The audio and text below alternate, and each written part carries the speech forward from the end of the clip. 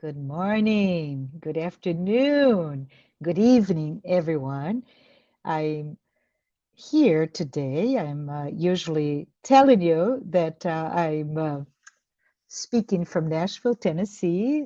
Right now, I am in Brazil. So it is early Sunday morning, but not so early as many of you are. I am so very pleased to begin this new series of discussions. And it is all about a new book that we start today. This is going to be fast and furious, but I hope delicious conversations on Sunday mornings. We are going to be talking about the book Adolescence and Life by our wonderful spiritual author, Joanna de Angelis. It is clear to me as a parent, as a Christian spiritist, that there is an urgency on the subject at hand. It behooves us to really understand what is my role, what is my responsibility as a parent, as an educator, as a citizen of this planet. What do we need to do to really understand and engage this newer generation, our teenagers? Well, back to the book. The book itself is quite small. There are only about 25 chapters. Each chapter about 2 pages, 2.5 pages. So very easy to read. I welcome you, if you have access to it, to read along with me. Today we're going to do an introduction, and in the next Sundays we'll do several of the chapters, just really combined the content together to discuss here with you. What are the topics you may have about this book? Yeah, there's really interesting ones, and they range, say, from what is to have to be a teenager in this life today, right? Very real, very current.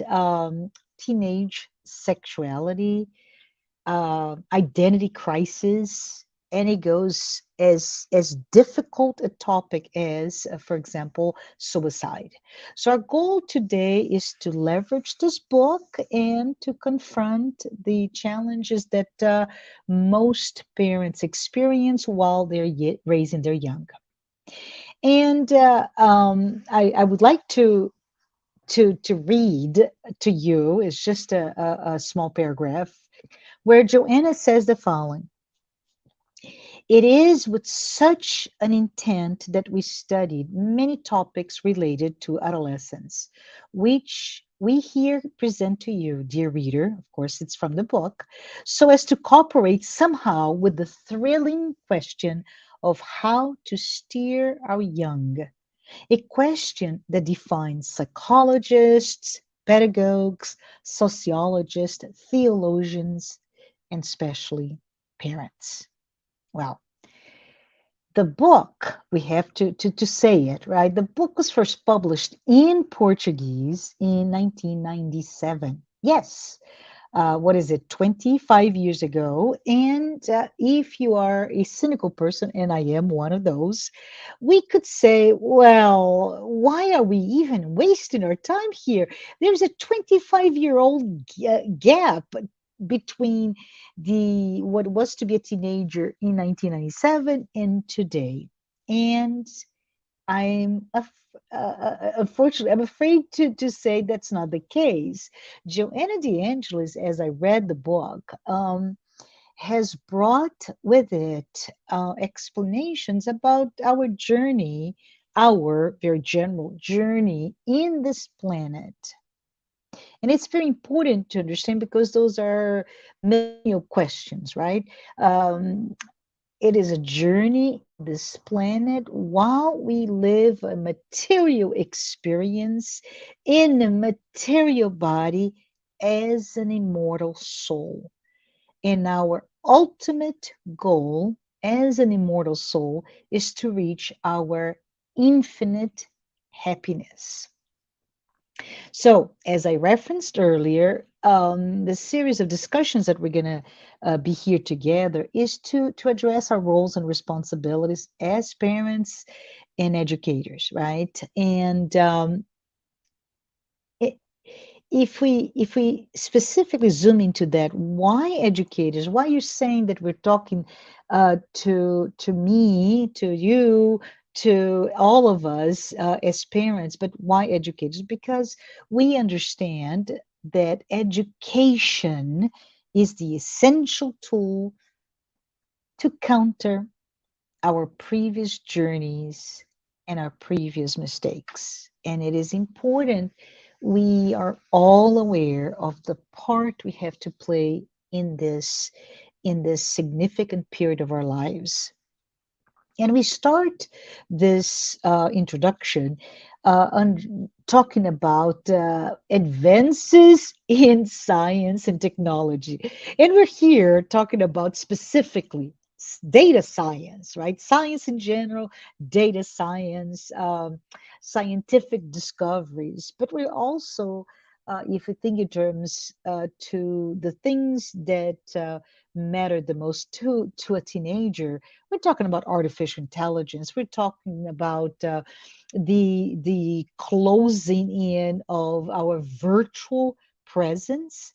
And with the advent of social media, for example, we are no longer ever alone, and we are always alone. So it's a very interesting dichotomy there.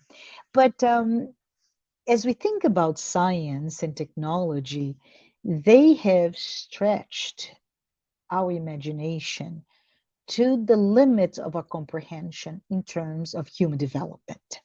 So, the question that I pose to you and to myself, are we prepared to this new behavioral concepts that are rising in this new landscape? Specifically, this landscape where science and technology abound, right? And if so, have we considered the impact of technology in how we today find meaning in our existence? Whether we're prepared or not, technology is propelling humanity to new heights. It is also allowing, and the best word that I could find is allowing excesses, right? Lack of moderation, in other words.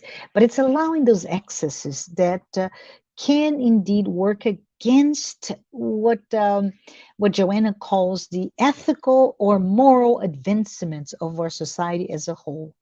So we have science, we have technology. They are just really pushing the boundaries of what we understand as reality, as our in our human existence, and we come to terms with, regardless of how well prepared we are or not, we are facing it, and the consequences of how we live.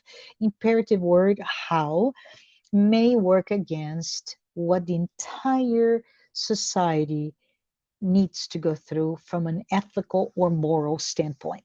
So, why am I even talking about it? Well, the question here is, and it is quite unfortunate, our teenagers are so vulnerable, and they're the ones who may be mostly impacted by that. So let's think about what is adolescence. Adolescence, in a very simple terms, is a transitional period between childhood and adulthood. Right? You're not a child anymore. You don't have the supervision, overview, oversight of your parents, but you're not an adult yet. And that period lends our teenagers, our teens, open to, especially vulnerable, as I said before, open to or attracted to choices, behaviors that at a minimum are not healthy from a physical or emotional standpoint.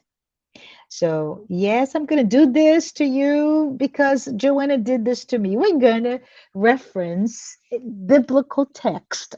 Yes. So, if we thought that 1997 is not current enough, we're going to go all the way to thousands of years ago. In Ecclesiastes, and I'm talking about chapter 11, verses 9 through 10, we find a very interesting passage that I believe is relevant to what we're talking here. There, we read, "You who are young, be happy while you're young." Awesome.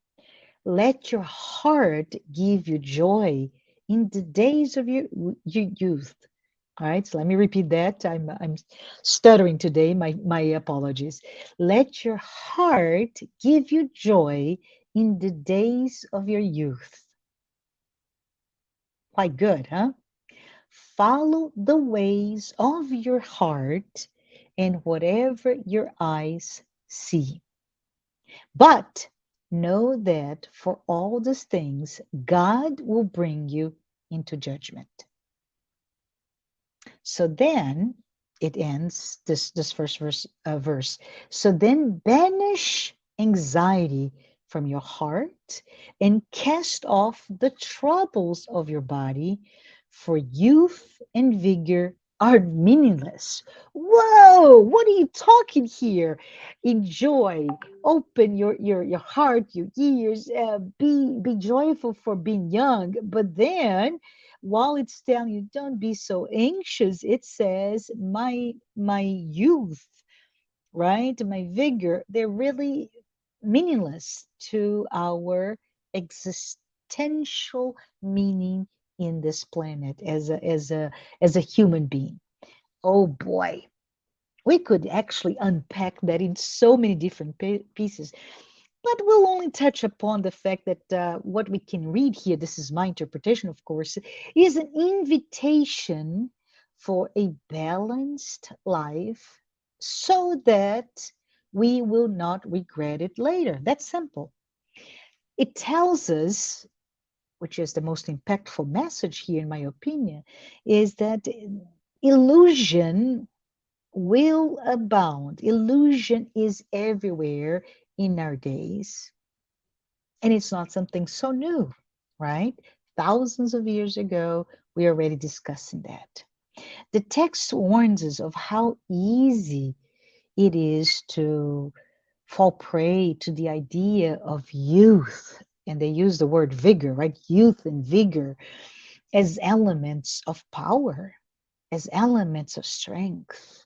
Parenthesis here, it is evidence in our society with addictions to, I don't know, plastic surgery or every sort of treatment to try to hold on to youth that is forever evading from us as we get old, right? But close parenthesis. When we come to understand through the teachings of Spiritism, we see that all of this is equivalent to be a dream in a succession of a day after day, right? And we stop and we dream, and that dream is an illusion. And it's very akin to that in a different dimension to what those idealized view of youth and vigor could be to us. It's nothing but a dream, nothing but an illusion, and it is interesting for us to pause and reflect upon the fact that we should consider youth, right? We're talking about adolescence.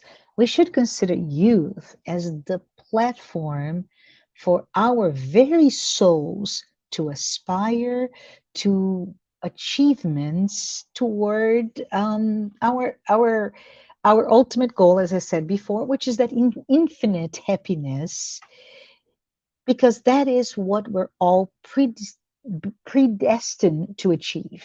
Our infinite, not just happiness, infinite happiness.